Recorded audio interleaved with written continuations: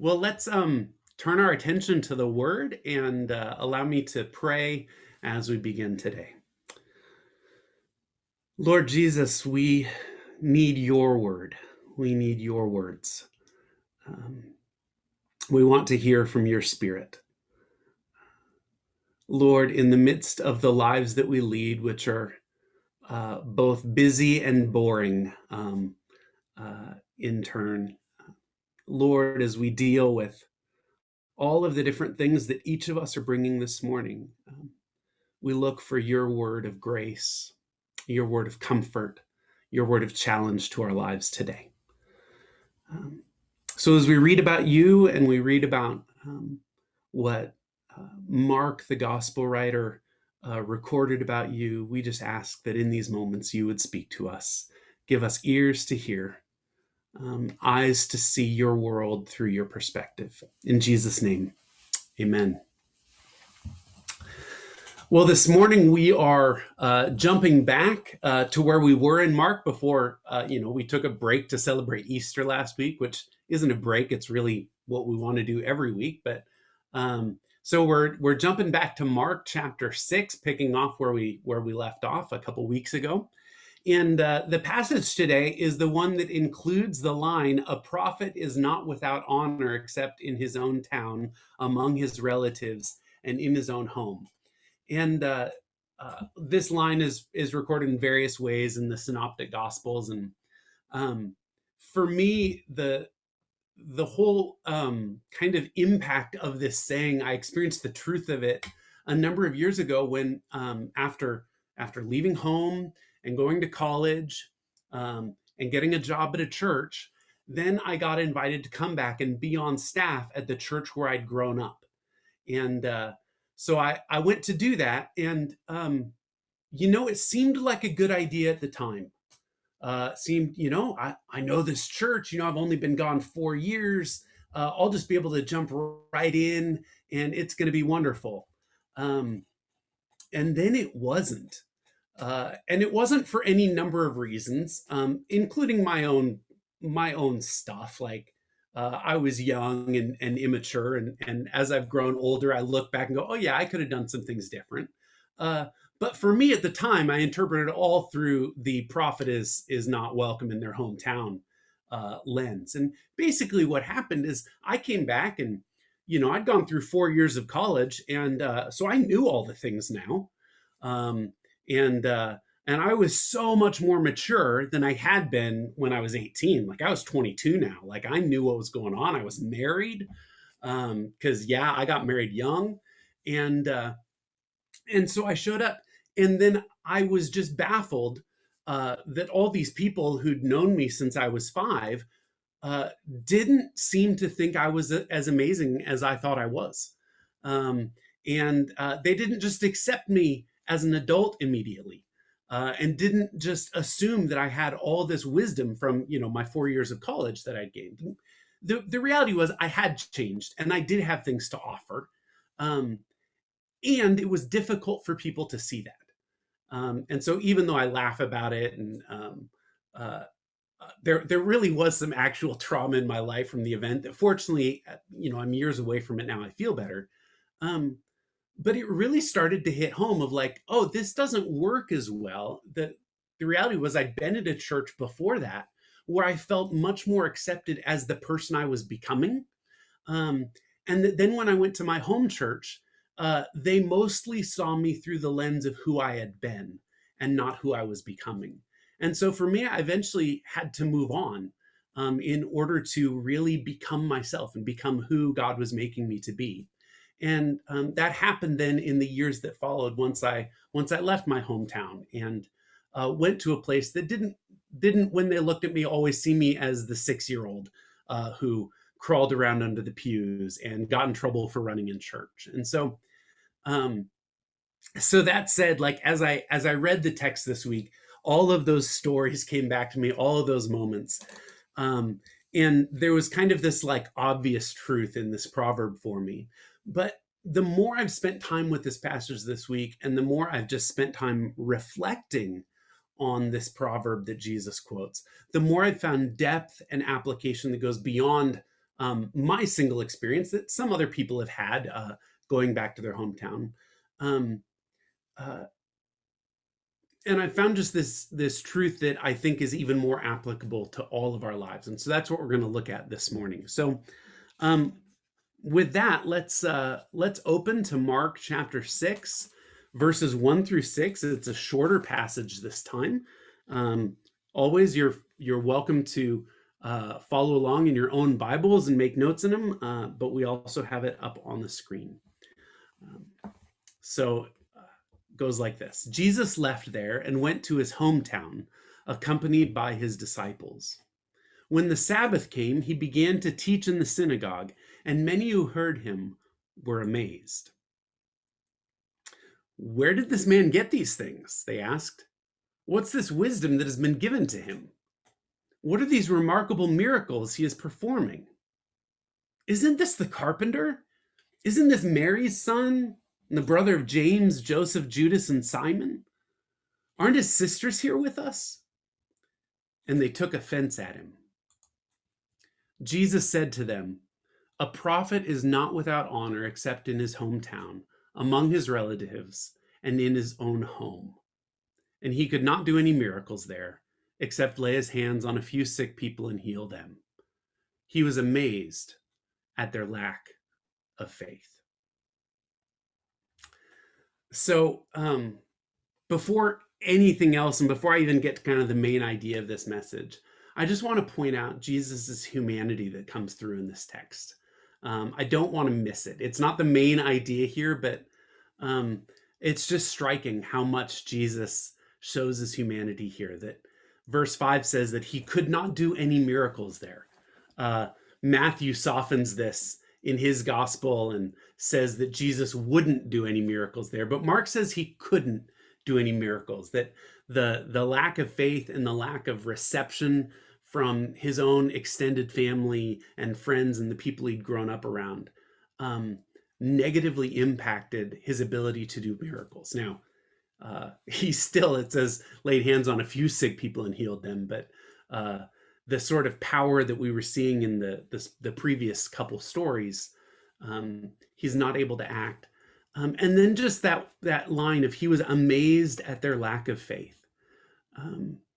And I'm just struck by thinking how Jesus must have been feeling. So the tradition was anyone could be asked to get up and speak in synagogue, any lay person. And so Jesus was asked to speak. He'd been teaching all over. I'm sure the news had gotten back to Nazareth. It wasn't that far away from Capernaum and the other cities where Jesus had been. And so they asked him to get up and speak, but when he did, and we're not given the contents of his message, but we can assume that it fits with everything else he's been saying. When he did, they just didn't receive what he was saying.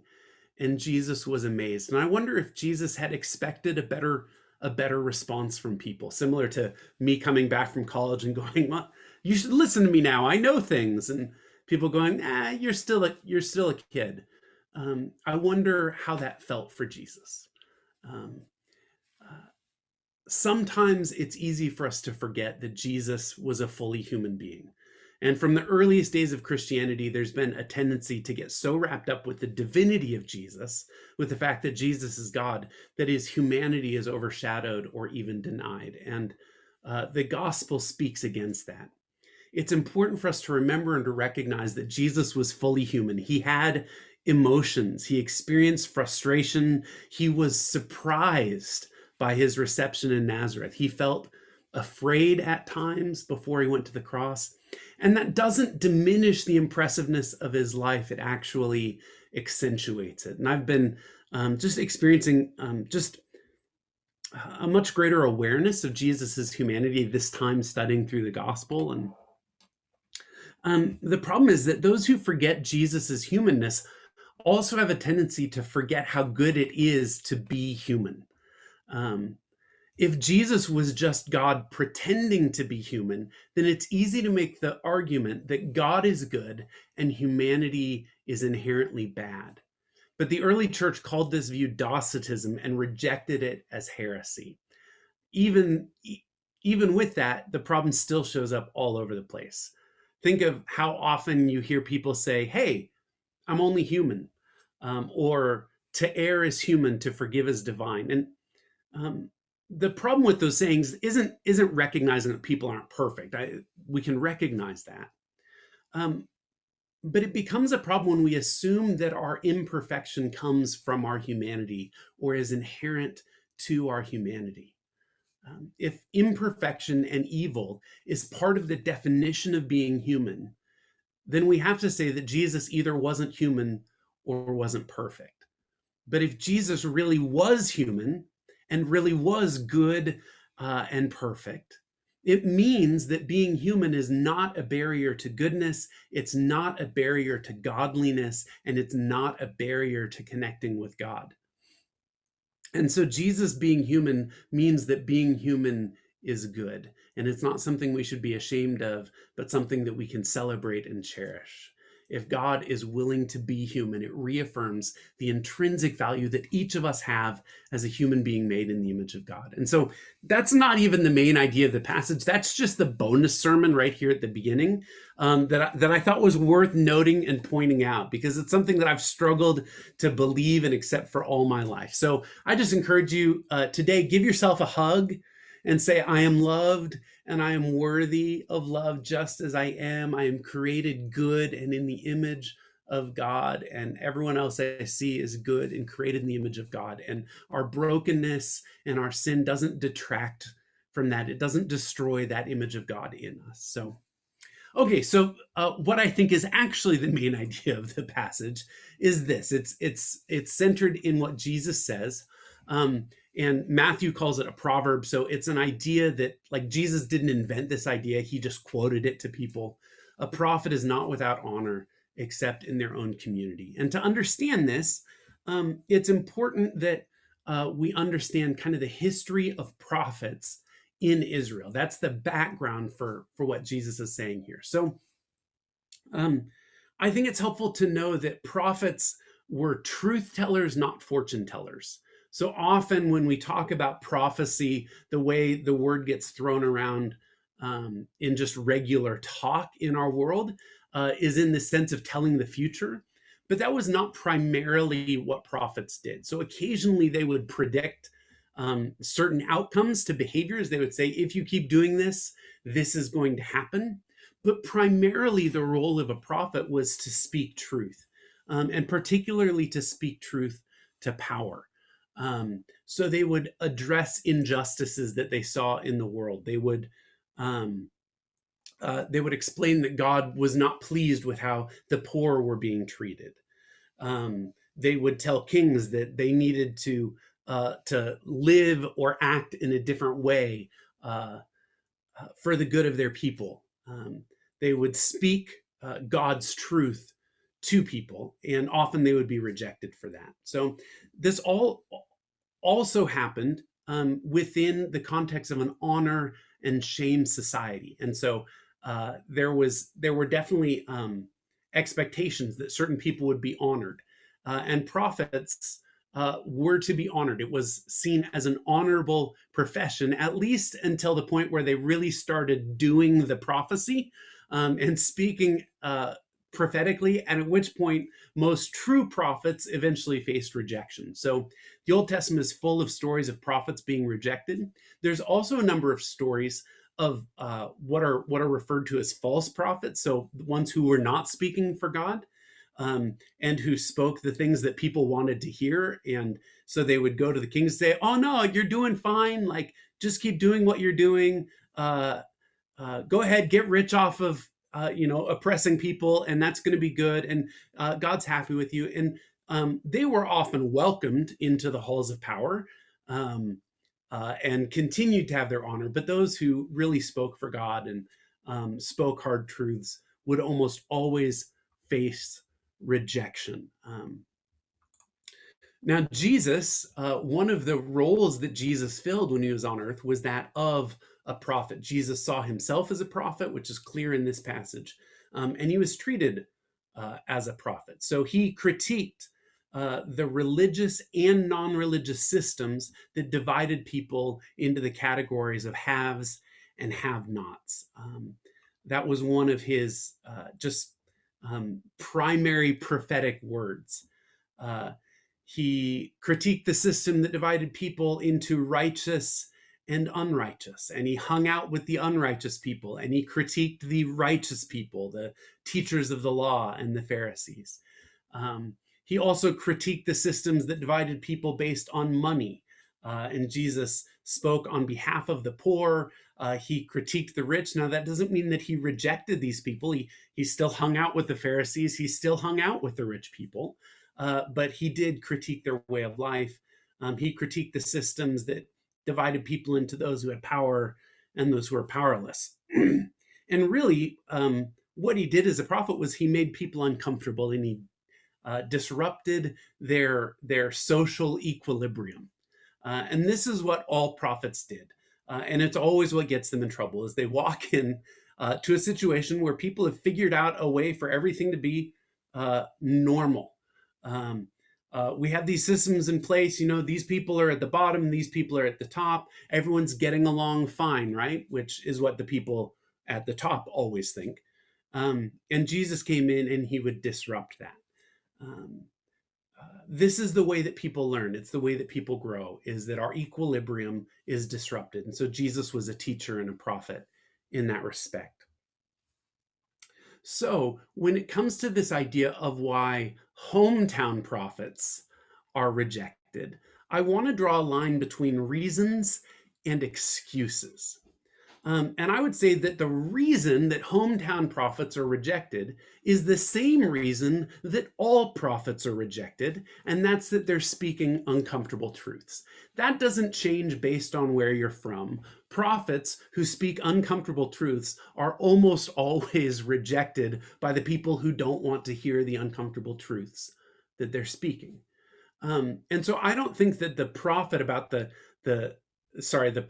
about the prophet being rejected in their hometown is saying that this is the reason that they're rejected. All prophets share that in common.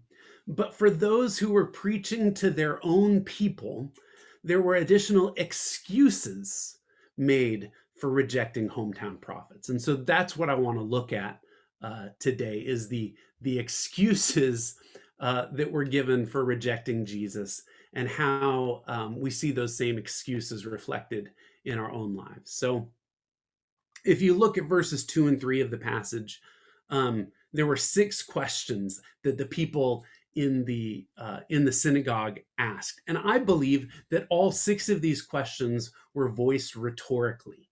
I think based on context and based on Jesus's response, I think it's fair to assume that none of these were like genuine questions where these people were seeking to understand and open to whatever the true answer might be. I think that they were rhetorical questions where the people had already in some way made up their minds about what the answers were. So what they said was, where did this man get all these things? What's this wisdom that has been given him? What are these remarkable miracles he is performing? Isn't this the carpenter? Isn't this Mary's son and the brother of James, Joseph, Judas, and Simon? Aren't his sisters here with us? They get progressively more personal and a little more, targeted at Jesus personally as they go on. But I think all of them are actually based in an attitude of rejection, which is why Jesus responds by quoting the proverb to them. Eugene Peterson, I think, really captures the spirit of this in his translation, The Message, which is he just has them saying, who does this guy think he is? And that's really what's going on in these questions. Jesus comes to his hometown. These people have known him his whole life. They probably know a little bit about his family and his background. And they hear him speak, and he says this stuff, and they say, who does this guy think he is?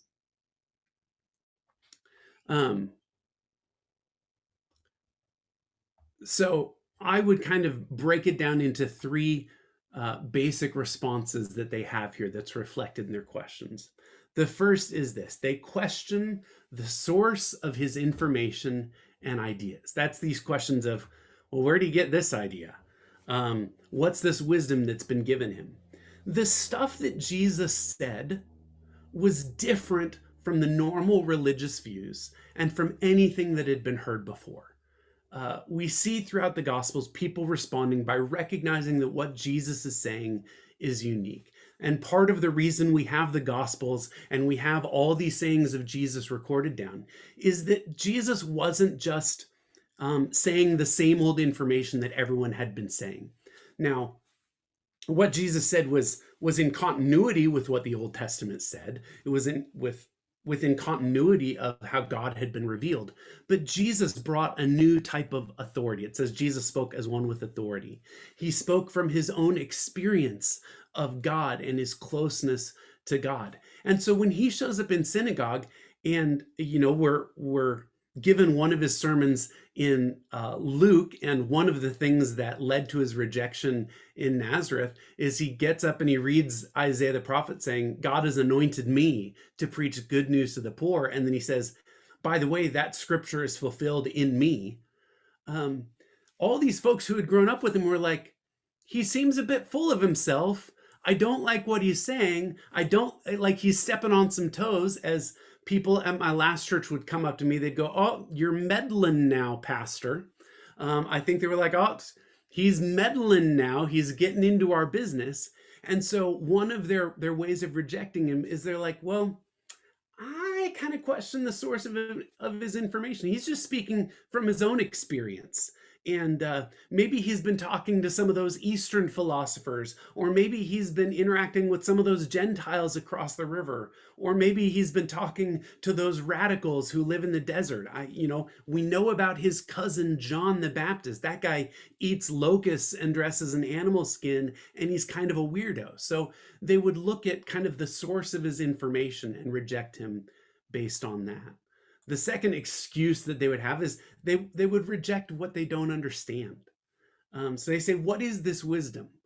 What are these miracles? So they'd heard the stories of Jesus' miracles, and they'd started to hear about these teachings. And I think that part of what happens is they just don't get it. And rather than actually giving a genuine question of saying, Jesus, help me understand, they just jump to, we haven't heard this sort of thing before. It must be wrong. And we see that in the rhetorical questions.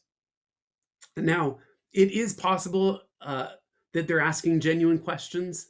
When I first read it, I assumed that they were, but I think that Jesus's response tells us what we need to know about the tone with which they ask these questions.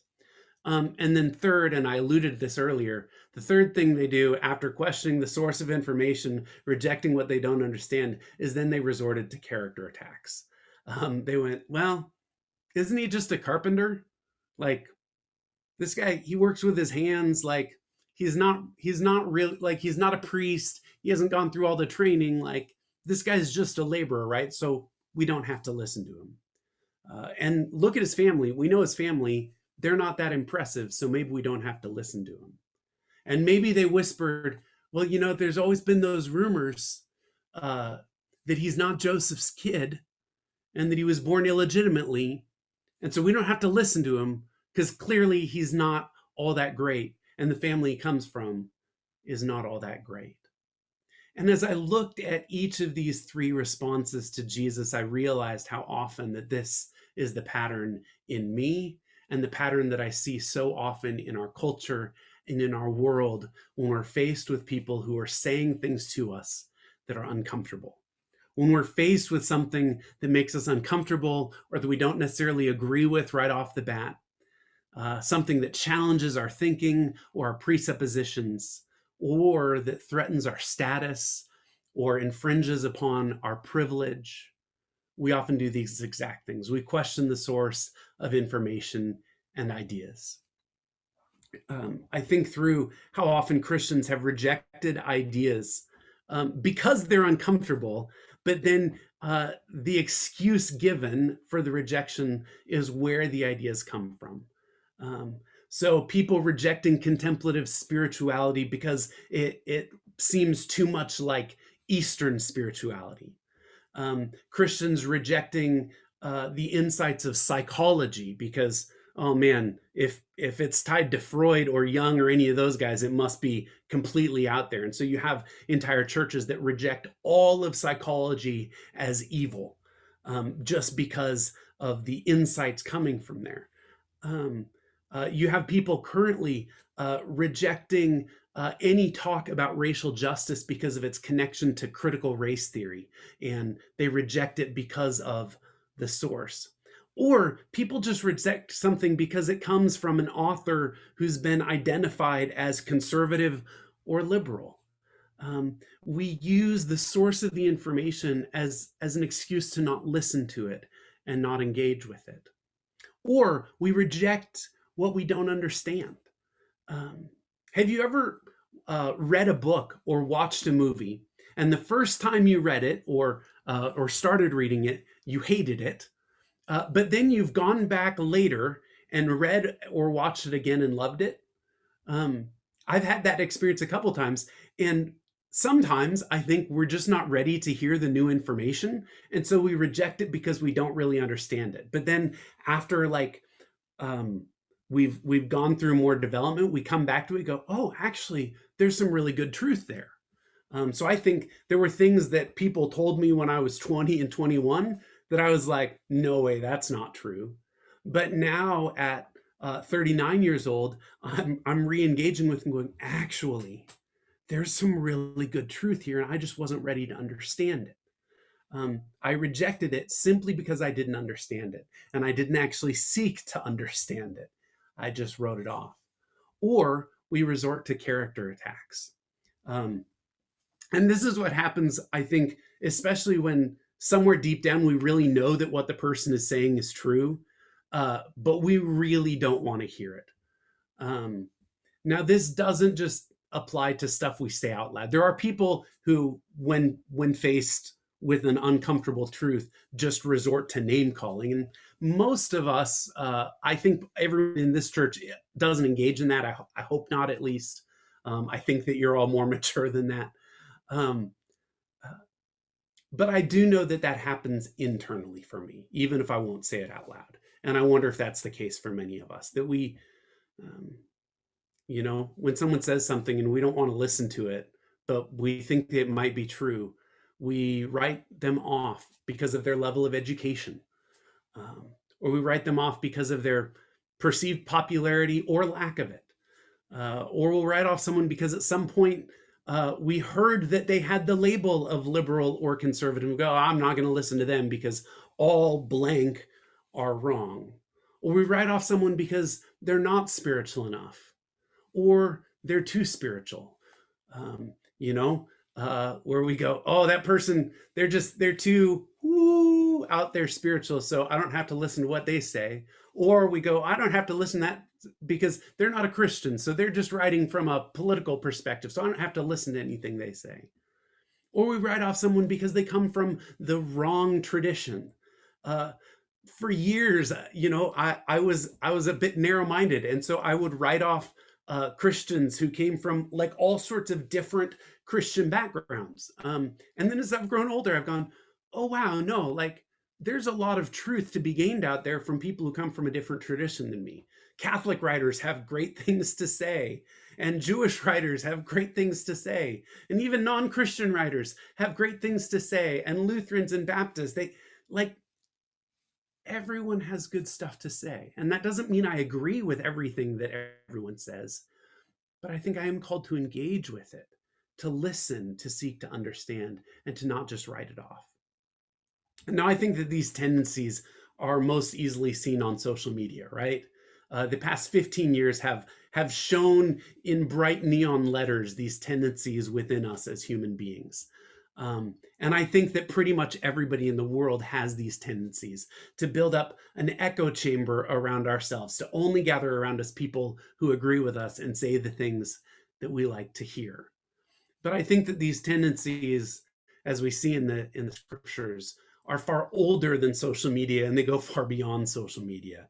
And so whether you're on Facebook or not, um, you might struggle with this. We do it with the books that we read. when all the books on my shelf are written by the same sort of people, maybe that's a problem.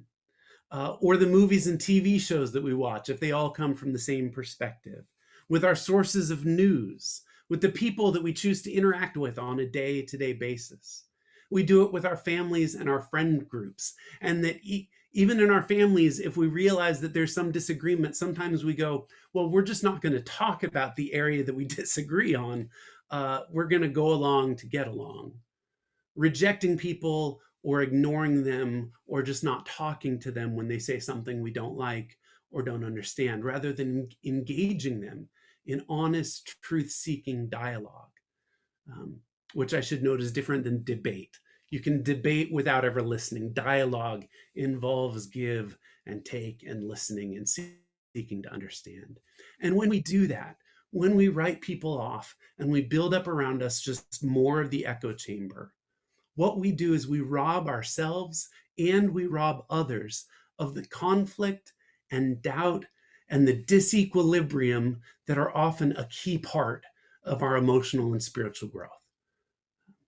And it's unlikely that any of us are going to grow to spiritual maturity and emotional maturity without actually interacting with people and with ideas that are foreign to us and new to us and that challenge our sense of ourselves. And so here's the suggestion and invitation that I'm sensing in this text and that I would offer to you today. First, I would encourage each of us to find ways to engage with prophetic voices, both inside and outside your own community. So whatever you would say your community is, I know for me, it's often been evangelical Christianity. That's been the people I have most identified with, and particularly with white evangelical Christianity. And still, if you look on my bookshelves, the majority of my books are written by white evangelical Christians. That has been the broad swath that I found myself in. And so what's important is that I find ways to engage with prophetic voices, both within that community. So it's not bad for me to engage with voices in my community. That's the hometown prophets. And what I find is I actually have an easier time, or I'm more likely to dismiss the hard things they say because I'm so familiar with them. But then to also engage voices from outside my community and the prophets that God sends from other voices. For you, that may look any number of ways. May look like conversations with family members or close friends who have differing opinions from you. And what I encourage you to do is engaging means seeking to understand, really listening. That doesn't mean you automatically agree, but it means that you don't just walk into every conversation going, no, I'm going to change your mind. It means I'm going to seek truth with you together if the person is willing to.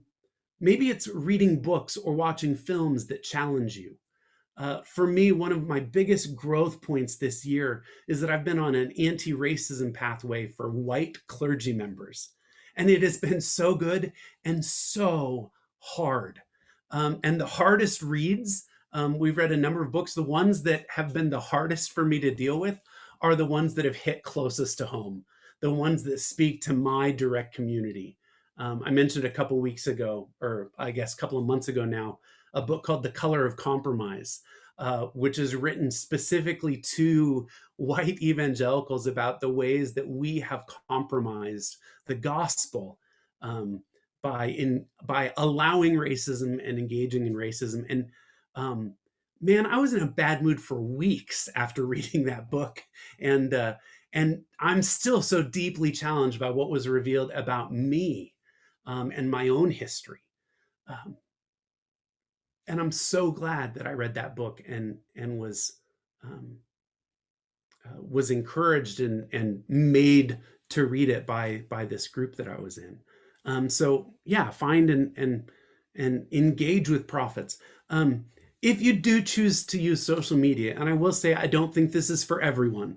I think this is for people who are able and called and gifted. But if you're one of those people who chooses to use social media for social and political engagement, and engagement around ideas like that, for me, I've discerned that it is so bad for my emotional and mental health that I've decided to not do the social media thing that way. And I mostly am just looking at pictures of babies and cats because that's what I'm able to do. And you may be like me, or you may be someone who can.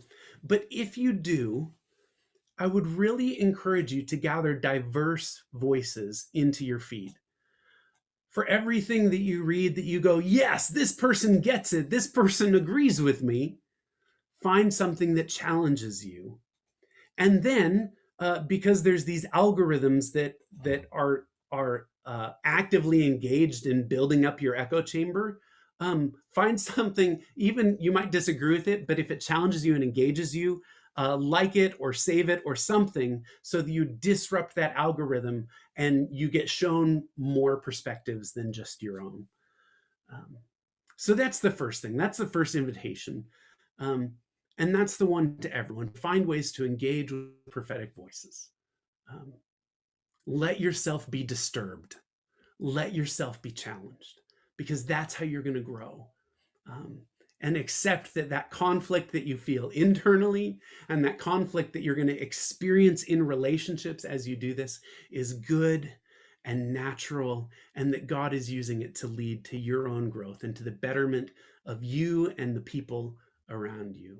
And the second invitation is this: if God calls you to then speak prophetically, which he often will as you grow and mature, be prepared for rejection. Take comfort in the fact that you're in good company with Jesus. And don't beat yourself up if at some point you have to move on. And this is a word of grace to those who are called to be prophets. Be prepared for rejection. If you speak uncomfortable truths, there are going to be people who break relationship with you and who won't listen to you. And that's what Jesus experienced in his hometown of Nazareth. It's interesting to me that Mark doesn't record Jesus ever going back to Nazareth after this incident. And he also never records Jesus preaching in a synagogue again after this incident. Apparently, after being rejected in his hometown, Jesus doesn't go back. And he realizes it's time for him to move on. That the way they rejected him was definitive enough that he's not going to stay there and exhausting himself and burning himself out in a place that isn't even going to engage with what he's saying. And the next passage points out this fact. We'll talk about this next week, but Jesus gives instructions to his disciples just a few verses after here in Mark 6, 11, verse 11, when Jesus says to them, if any place will not welcome you or listen to you, leave that place and shake the dust off your feet as a testimony against them. And the reality is, there may come a time, if you're speaking prophetically in a group in some hometown, that people reject you so definitively that it really is okay to move on. When that happens, you can do that and know that you're in good company with Jesus. Now, that said, I don't think that you should give up easily. That's not license to go, oh, this person, challenged me on what I was saying, so I'm going to leave. That goes back to the first point. But I just offer that to you to allow you to discern in your own heart when it's time to speak, when it's time to listen, when it's time to move on. So with that, let's just take a few moments. I've said a lot of words. I've given a lot of content there. Let's take a few moments of quiet to just listen. Our brains can't carry all of this into the next week. So just pick one thing that stood out to you from this morning, either in a song or in my message. Maybe write it down, solidify it in your heart so that you can take it with you this week and respond to that invitation from God.